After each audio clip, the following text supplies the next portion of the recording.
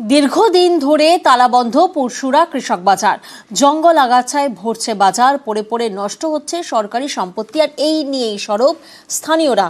শুরু রাজনৈতিক তরজা।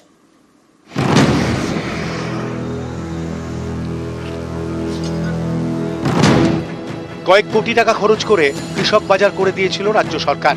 কথা ছিল বাজারের স্টলগুলিতে বসে ন্যায্য মূল্যে বিক্রি বাট্টা করবেন কৃষকরা, কিন্তু স্থানীয়দের অভিযোগ দীর্ঘদিন তালাবন্ধ হুগলির পুরসুরা কৃষক বাজার।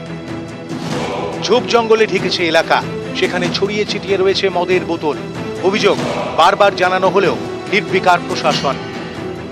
কৃষক বাজারে কোনো সবজি বিক্রি হয় না, রাস্তাঘাটে খুবই অসুবিধার মধ্যে মানুষকে বাজার করতে হয়। কৃষক বাজারে যে ঘরগুলো আছে সেগুলো সব নেতারা ব্লক করে নিয়েছে।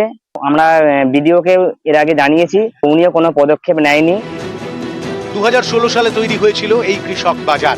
স্থানীয়দের দাবি সপ্তাহ খানিক ঠিকঠাক চলেছিল, তারপর থেকে বাজার আর বসেনি। শুধুমাত্র ধান কেনার কাজে ব্যবহার হয় এই বাজার। পড়ে পড়ে নষ্ট হচ্ছে সরকারি সম্পত্তি, কিন্তু এমনটা তো হওয়ার কথা ছিল না।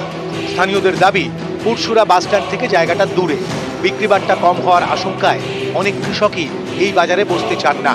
শুধু তাই নয়, অভিযোগ রয়েছে আরো। ওটা তো প্রত্যেকগুলোকে একটা করে করেছে কৃষক বাজার, কিন্তু তার জায়গায় রাস্তাঘাটে বাজার বসে আছে। কিন্তু ওই জায়গায় যদি বাজার বসতো খুব ভালো হতো, কিন্তু ওই জায়গায় বাজার নেই। ওই জায়গায় হচ্ছে দুর্নীতি এসে গেছে। ওই জায়গায় সব নেতারা এক একটা করে ঘর নিয়ে রেখে দিয়েছে, ভাড়াও দেয় না কেউ। অনেক নেতাদের নামে ঘর আছে, এক একটা নেতার নামে দুটো করে ঘর আছে। কৃষক মান্ডির হচ্ছে চেয়ারম্যান বিডিও কোনো কিছু ওইটা গুরুত্ব দিচ্ছে না। সন্ধ্যেবেলা হলেই ওইটা একটা মদের ঠেক ভালো। সাজানো গোছানো পরিকাঠামো নষ্ট হচ্ছে, অথচ রাস্তার পাশে ঝুঁকি নিয়ে বসছে বাজার। এ নিয়ে ক্ষুব্ধ স্থানীয়রা। যে বাজারটা আছে সেটা তো একদম নেনো জায়গা এবং খুব অসুবিধার মধ্যে আছে, কিন্তু সেই বাজারটা ওখানে হওয়ার প্রতিশ্রুতি দিয়েছিল, কিন্তু আজ পর্যন্ত ওখানে নিয়ে যেতে পারেনি। কোনো কারণে পারেনি সেটা কেউ জানেনি, এবং সাধারণ লোকের খুব অসুবিধা হচ্ছে। ওইখানে যদি বাজারটা বসে খুব উপকার পাবে। কৃষক বাজারটা বর্তমানে তৃণমূল কংগ্রেসের দুজন নেতা আছে এখানে ব্লকের, সেই দুজন নেতা বাপত্তি সম্পত্তি মনে করেছে। যেখানে কৃষক বাজারে কৃষকদের দোকান খোলার কথা, মানুষের সুবিধার কাজ করার কথা, এসব হয় না। ওখানে তৃণমূল কংগ্রেসের কার্যক্রম চলে, পার্টি অফিস।